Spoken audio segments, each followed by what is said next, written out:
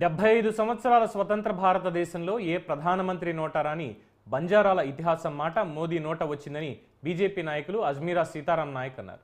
సంవత్సరాలుగా దాగి ఉన్న బంజారాల ఇతిహాసాన్ని వెలికితీసి బంజారాల ఉనికిని ప్రపంచానికి మోదీ చాటారని తెలిపారు. సమస్త బంజారా సమాజం మోడీ గారికి రుణపడి ఉంటుందన్నారు. బంజారా భాషను రాజ్యాంగంలోని 8వ షెడ్యూల్లో చేర్చాలని, సద్గురు సేవాలాల్ మహారాజ్ జయంతిని దేశవ్యాప్తంగా అధికారికంగా నిర్వహించాలని డిమాండ్ చేశారు. బుధవారం రోజు నర్సంపేటలోని వరంగల్ ఎక్స్పోర్ట్లో ప్రధాని మోడీ చిత్రపటానికి పాలాభిషేకం నిర్వహిస్తున్నామని, బీజేపీ కార్యకర్తలు అధిక సంఖ్యలో పాల్గొనాలని సీతారాం నాయక్ పిలుపునిచ్చారు. మేము మాట్లాడేటువంటి భాషకు లిపి లేక, అది ఇతరులకు మీలాంటి వాళ్ళకు కూడా అర్థం కాక అది చరిత్ర రూపం దాల్చలేదు.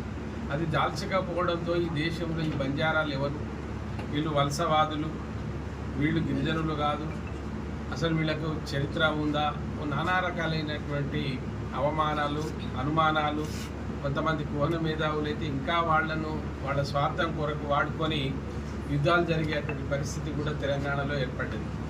కానీ మొన్న 4వ తారీఖు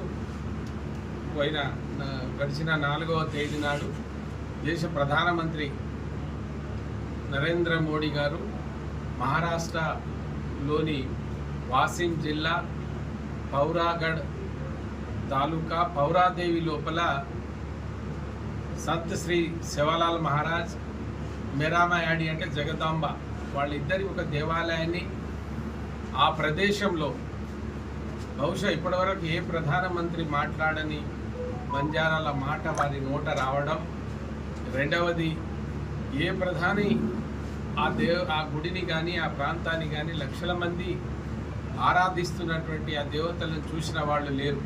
కానీ ఇప్పటికీ 2 సార్లు, మొదటిసారి వచ్చి చూసి తన్మయం చెందినటువంటి దేశ ప్రధాని మోడీ గారు మొన్న 4వ తారీఖు నాడు నంగారా, తెలుసు మీకు శబ్దభేరి, ఆ యుద్ధాలకు వాడేటువంటి నంగారాను మేము దైవంగా కొలుస్తాం.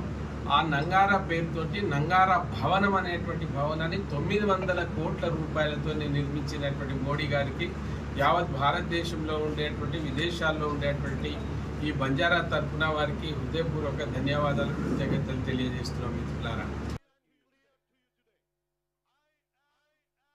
మేము మాట్లాడేటువంటి భాషకు